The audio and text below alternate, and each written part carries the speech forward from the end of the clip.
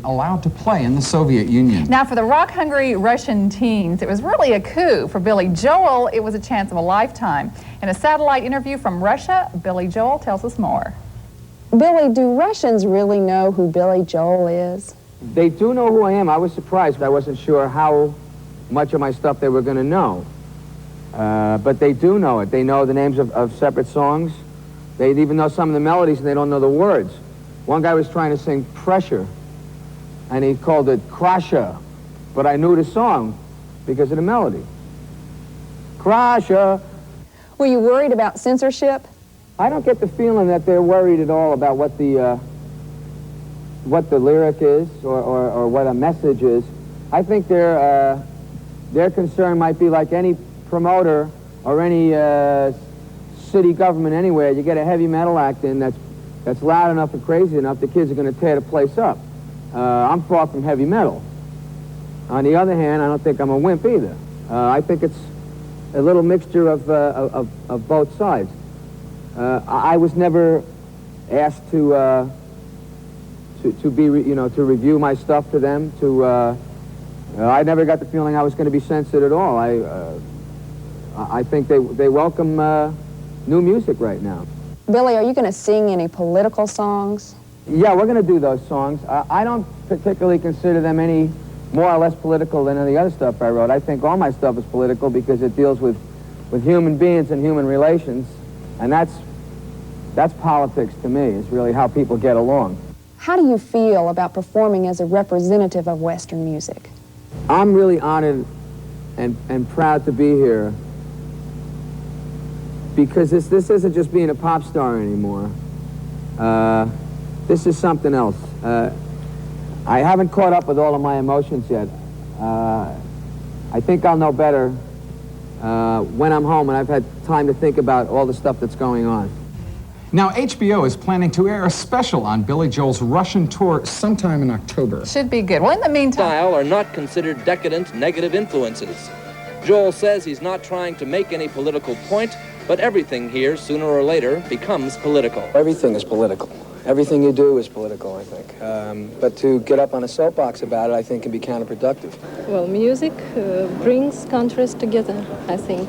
He wants peace between our two great peoples, between Soviet and American. Right across Olympijski Prospect from the auditorium, another concert was going on. A traditional Sunday evening dance band playing in a Moscow park. Older music, an older crowd, one a little more reluctant to embrace the new style and the new ways. There is a conflict in the Soviet Union today between old and new, the entrenched and the modern. It was symbolized in musical terms here this evening on opposite sides of Olympijski Prospect. Mark Phillips, CBS News, Moscow.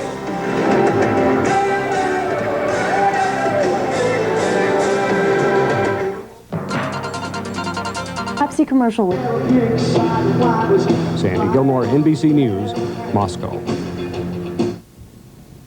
That's nightly news. Rocked a red-hot Moscow concert crowd last night in the Soviet Union's 20,000-seat Olympic Stadium as he kicked off a six-performance swing behind the Iron Curtain.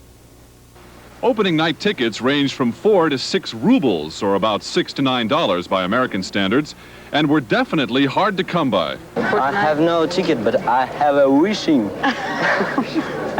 And wishing it is very much, and I come to this concert.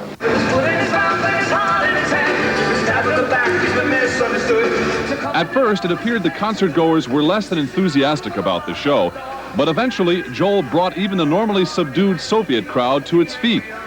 Later, Billy Joel spoke of his feelings on the Today Show. The show was unbelievable. It started out a little bit on the quiet side, and I think what happened was there was a change in the audience. Some people left because it was too loud, and we do have a loud show, and their tickets were taken by kids outside who just came in and everything started changing around. By the end of the show, I tell you, the crowd looked like it could have been Detroit, it could have been Philadelphia. It was the same thing. Joel said he will drop a couple of ballads from the 2-hour-plus show, claiming they, as he put it, just kind of laid there. Billy Joel will barely break even on the $2 million production, but organizers say any deficit will be recouped from a documentary on the tour to be shown in the U.S. To take the plunge? Do you have a performance stint inside the Soviet Union surprised his Moscow fans last night when he became angered by a camera crew shining lights on the audience rather than on the stage.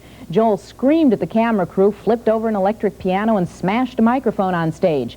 Headlines in the morning papers read, "Billy Joel tosses a tantrum," and "Seeing red in Moscow." The cameras were there at Joel's behest, filming a documentary to be shown in the U.S. Joel later conceded that the outburst was a real prima donna act, but claimed he was protecting the integrity of his show. David Bowie. For allowing fans to dance with him on stage. Now, Joel admits he acted like a prima donna when, at another concert, he yelled at the audience and his crew and threw equipment around. But according to Joel, sometimes unpredictable actions are necessary to motivate a crowd. You play in the States, you get spoiled because the audiences in the States are the most enthusiastic, are the most vocal. They're the wildest. And you get spoiled. You like that. You go for that when you have a crowd. In Europe and Japan, Australia, the audiences we have tend to be a little more laid back. And you've got to kind of whip them up a little more. You got to get a frenzy going because a concert is basically an exchange of energy. You play a song, the audience goes, yay. If they go yay loud enough, you go, okay, and you go up to the next point in the graph. And hopefully you're pretty built up by the end of the show. You want it to have a climax. And the more laid back an audience is, I think the wilder things you do to get them going. Joel concludes his tour of the Soviet Union with 3 concerts in Leningrad on August 2nd, 3rd, and 5th. For VH1, I'm Donna Fiducia. I think you can either boycott or censor culture. I think it has to be free exchange. And maybe that's why Billy Joel is the talk of the USSR this week. With concerts in Moscow and Leningrad, he's the first American rock and roller to tour the Soviet Union. And wife Christy Brinkley sums up the experience. It was a little off-putting, but once we had the chance to meet the people, they were fantastic. The 15th James Bond with the Joel entourage for 2 weeks. And from London this morning, she brings us the first in a 5-part series with Billy.